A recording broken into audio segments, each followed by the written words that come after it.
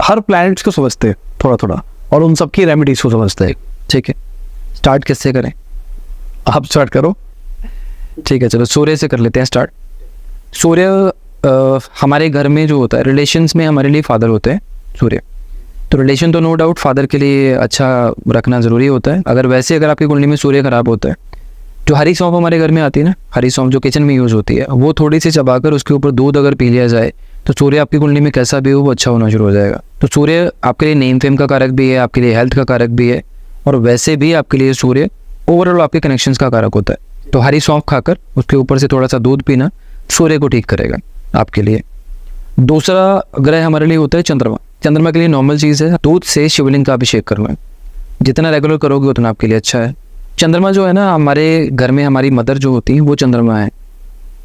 इनसे pure form of moon हमारी पूरी लाइफ में कोई नहीं होता, चाहे वो पानी हो चाहे वो चांदी हो। लेकिन अगर आप बाहर जितने मर्जी उपाय कर लो, घर से अगर आपकी मदर से अगर आपके रिलेशन अच्छे नहीं है, माँ आपसे परेशान है, तो चंद्रमा आपका किसी भी कंडीशन में कभी भी ठीक नहीं हो सकता। माँ से रिलेशन अच्छे रखो, माँ के पाँव छूकर आशीर्वाद लेते रहो और शिवलिंग पर दूध से अभिषेक करते रहो, आपका चंद्रमा बेस्ट हो जाएगा। आपका ओवरऑल मेंटल स्टेट ठीक रहेगी तो डिसीजन अच्छे होंगे, डिसीजन अगर अच्छे होंगे तो आपका चीज़ें बेटर में मूव करेंगी। ठीक है, चंद्रमा के बाद नेक्स्ट प्लैनेट आता है हमारे लिए बुध। बुध हमारे लिए हमारी जुबान की कारक होता है, जो हम बोलते हैं उसका कारक है, प्लस हमारी बेटियों का कारक बुध होता है। तो बेटी के पाँव छूने की बात पहले बोली है मैंने। अपार्ट फ्रॉम दिस, आपकी जुबान पर गंदे शब्द नहीं आने चाहिए। एक खैर लोगों को ये शायद पर्सनल लगे या जैसे भी लगे, आजकल एक हैबिट बन गई लोगों की कि लोगों को ना आदत हो गई है कि किसी की भी रील्स के नीचे बैड कमेंट्स करने की, एस्ट्रोलॉजर्स के भी, टीचर्स के भी, दूसरों के भी। वो कुछ नहीं कर रहे, अपनी कुंडली में बुध की और बृहस्पति की दोनों की धज्जियां उड़ा रहे हैं। और आने वाले टाइम पे उनका ऐसा वर्स्ट टाइम आएगा इन दोनों ग्रहों की वजह से, क्योंकि एक आपका दिमाग है और दूसरा आपका भाग्य है। और ऐसा वर्स्ट टाइम आएगा, आगे पीछे हाथ पकड़ाने वाला कोई भी नहीं होगा। जनरल है, किसी को लगे तो वो मान सकता है, नहीं लगे तो कंटिन्यू कमेंट कर सकता है, कोई उसमें इशू नहीं है। क्योंकि जो भी एस्ट्रोलॉजर होता है वो बुध और बृहस्पति दोनों का योग होता है। ठीक है, कर क्या सकते हैं इसके लिए सही कर लिए? नॉर्मली जुबान पे गाली नहीं आनी चाहिए आपकी। हरी इलायची रोज़ आपको मुंह में ज़रूर रखनी चाहिए मॉर्निंग के टाइम पे।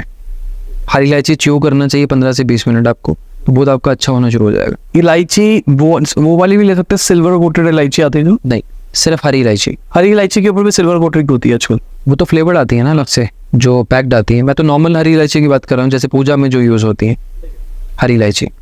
वो अगर आप मुंह में रखोगे डेली बेसिस पर तो आपको काफ़ी बेनिफिट्स मिलते हैं। नेक्स्ट प्लैनेट होता है हमारे लिए मार्स। रिश्तों में मार्स हमारे लिए भाई का कारक होता है। फीमेल के चार्ट में हस्बैंड का कारक भी मंगल होता है। एक तो इनसे रिलेशन अच्छे रखना, भाई को मीठा खिलाते रहना, या मीठा कभी ना कभी भाई के घर जाओ तो मीठा लेकर जाना, मंगल को ठीक रखेगा आपके लिए। प्लस दूसरी इंपॉर्टेंट चीज़ है कि हनुमान जी के मंदिर में जब भी आप जाते हो, हनुमान जी को सिंदूर जरूर चढ़ाओ। इसको चोला चढ़ाना बोलते हैं। ऑरेंज कलर का सिंदूर प्लस चमेली का तेल, दोनों का पेस्ट बना के हनुमान जी को आप चढ़ाते रहो। इससे मंगल खराबी नहीं करेगा आपकी लाइफ में, तो मंगल ठीक हो जाएगा। आपका पराक्रम हमेशा बढ़िया रहेगा, यानी कि आपके जो एफर्ट्स हैं। नेक्स्ट प्लैनेट बृहस्पति होता है। बृहस्पति हमारे दादा का कारक होता है, और वैसे ओवरऑल हमारे लिए हमारा भाग्य होता है।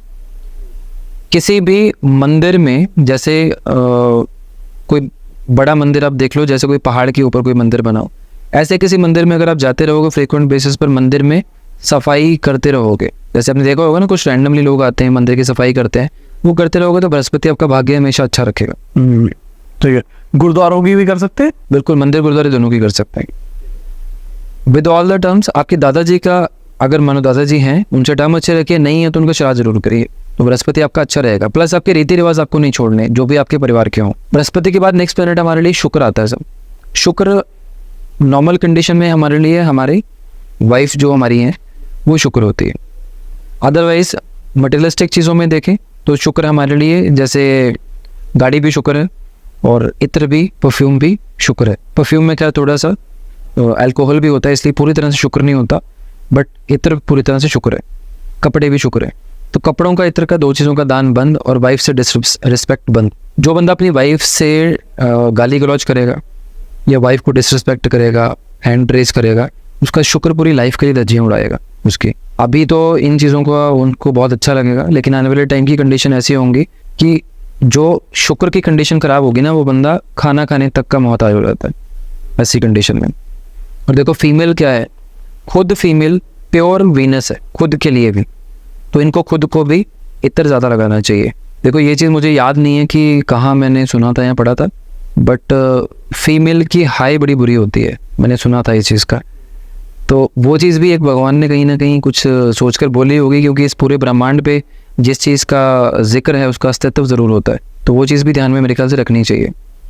और मैं पर्सनली क्या रेकमेंड करूँगा सभी फीमेल्स को कि हर फीमेल को वर्किंग होना चाहिए, इंडिपेंडेंट होना चाहिए, according to my personal opinion. यहाँ पे मैं आपको रोकना चाहूंगा। आपने बोला कपड़ों का दान नहीं करना है।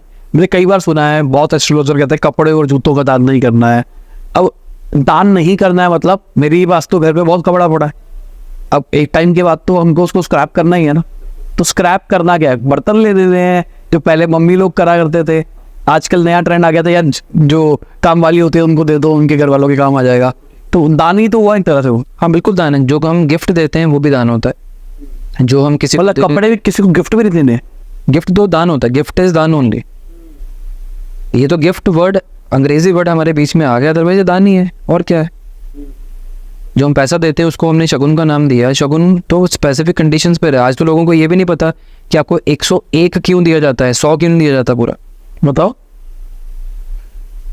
सोचा कभी आपने कि 500 रुपये तो दे रहे हैं, 1 रुपये का कोई वैल्यू नहीं है, कोई खर्च भी नहीं करेगा, 1 रुपये का कुछ आएगा भी नहीं, लेकिन देते क्यों साथ में। मेरे को लगता है मेटल देना होता है।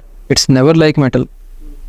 जब हमारी लाइफ में कोई इंसान चला जाता है, डेथ हो जाती है, तो उसके ऊपर बढ़ा के दान नहीं किया जाता, वो कंप्लीट होता है। कभी किसी मृत व्यक्ति के नाम पर जब हम दान करते हैं वो 10, 20, 50, 100, 500, 1000 ऐसे होता है। उसके साथ 1 रुपये नहीं होता, 11 नहीं होते, 51 नहीं होते, 21 नहीं होते। जब किसी में हमें किसी चीज़ में बढ़ोतरी चाहिए, शुभ काम चाहिए, तब हम साथ में 1 रुपये ऐड करते हैं। ओके ठीक है। तब 11, 21, 51 फिर साथ में आता है। तो फिर करे क्या है, दान कैसे करे? कपड़ों का करना है, दान करो। एक तो बार्टर सिस्टम होता है कि आप दो और साथ में बर्तन वाला काम कर लो। नहीं आते आपकी सिटी में, आपको काम वाली को ही देना है, 10 रुपये ले लो उससे। आप अपने कपड़े देने ही हैं, आपको मजबूरी है, देनी पड़ेगी, एक दिन तो कमरा भर जाएगा नहीं तो 10 रुपये लो और दे दो उनको, कोई इशू नहीं। इन शॉर्ट आपको डील करना है, आपको डोनेट नहीं करना है। ठीक है। और सिमिलरली पैसों का दान भी नहीं लेना किसी से, जैसे पैसे का दान होता ही नहीं है। पैसे का दान होता ही नहीं है। आपको पता ही नहीं है कि पैसा मांगने वाला आपसे झूठ बोल रहा है या पैसे का यूज़ कहाँ जाकर होगा। तो पैसे का दान तो दान है ही नहीं। दान तो पैसे की अगर बात की जाए तो हमारा एक्सचेंज सिस्टम हमने बना रखा है कि इससे ये बाय होगा, इससे ये बाय होगा, इससे ये बाय होगा। भगवान ने तो बना के भेजा ही नहीं। भगवान ने तो ये बोला कि पेट भरो या इसको ये मदद करो।